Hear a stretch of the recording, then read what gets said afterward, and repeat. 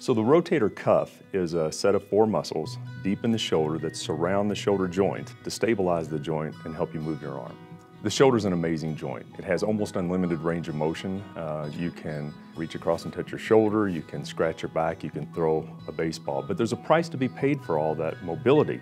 The shoulder is much more susceptible to injury because of that than joints that are more stable.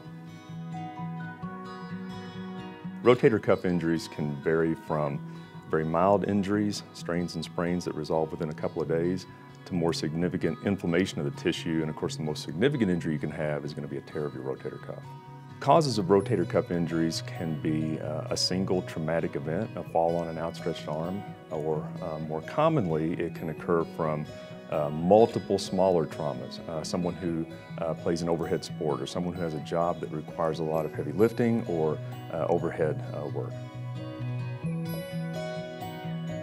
For the most part, patients can reduce the risk of having rotator cuff injuries by keeping their shoulder strong, maintaining full range of motion. If you play a sport, working with coaches and trainers to make sure you're using proper form. Most people who present with rotator cuff injuries will describe a dull aching on the side of the shoulder, sometimes radiating to the front of the back. The most common complaint people have, though, is pain that wakes them up at night.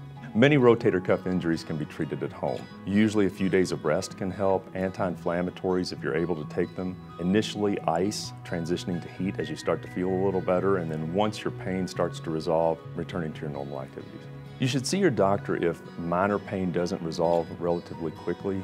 Certainly significant pain that occurs after a trauma such as a fall should be evaluated. I always tell patients if you're having pain that is keeping you from doing your normal activities or keeping you from being active, you should be seen. Most rotator cuff injuries can be treated without surgery. They're treated with physical therapy, anti-inflammatories, ice, activity modification, occasionally steroid injections, and then if you don't get better, evaluation by MRI. In the past, rotator cuff surgery involved large incisions and very lengthy recovery. These days we can fix most rotator cuff issues through small incisions this big. It can still be a lengthy recovery, but most people get back to fairly normal activities.